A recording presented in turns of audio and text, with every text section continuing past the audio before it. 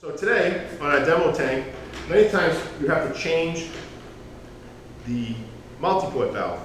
And the multiport valve you purchased is a 714T in this case, and we call this the clamp assembly.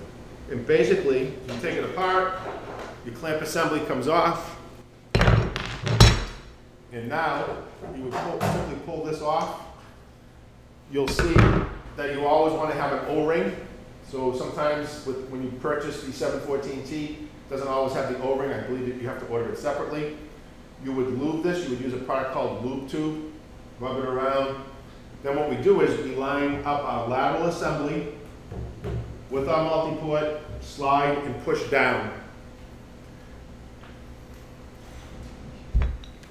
And then you push down, and obviously you can turn it as you would need your pump. If your pump was to the left, you turn it simply that way.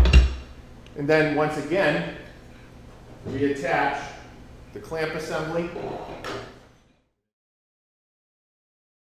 So the Hayward 714T multiport valve, we call this the top handle.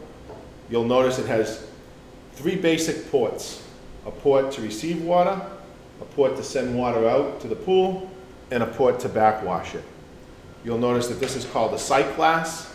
We use the sight glass strictly when we backwash, and that's how we know the water is clean. And you'll also have a pressure gauge. And that is your basic Hayward 714T multiport. I hope you enjoyed that video. Please rate, like, share, and subscribe if you haven't already, or click the bell notification to ensure that you're receiving our most updated content. And as always, thanks for watching.